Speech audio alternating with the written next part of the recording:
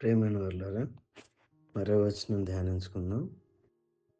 యేసు వారి విశ్వాసము చూచి, కుమారుడా, నీ పాపములు క్షమించబడినవని పక్షవాయువు గలవానితో చెప్పాను. మార్కు 2:5. ప్రభువైన యేసుక్రీస్తు వారికి మన పాపములను క్షమించుటకు మరియు మన శారీరక బలహీనతలను స్వస్థపరచుటకు అధికారము కలదు. దీని నిమిత్తము మనం యేసు ప్రభు యొక్క అధికారము మరియు శక్తిపై విశ్వాసం ఉంచుట అవసరం. ఇక్కడ ఈ విధంగా రాయబడి ఉన్నది. అయితే యేసు వారి యొద్దకు వచ్చి, పరలోకమందును భూమి మీదను నాకు సర్వాధికారం ఇయ్యబడి ఉన్నది.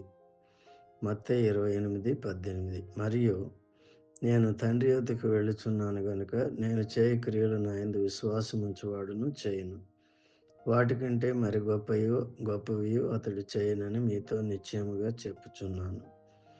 యోహాను 14:12. పేతురు ప్రభువైన యేసుక్రీస్తును గూర్చిన సువార్తను ప్రకటించినప్పుడు ఆశ్చర్యకరంగా 3,000 మంది ప్రజలు రక్షింపబడ్డారు. మరియు వారు యేసు ప్రభువును గూర్చి సాక్ష్యమిచ్చి పరలోకములోనికి ప్రవేశించారు. దేవుడు మిమ్మల్ని అందరిని దీవించి కాపాడునుగాక. ఆమేన్.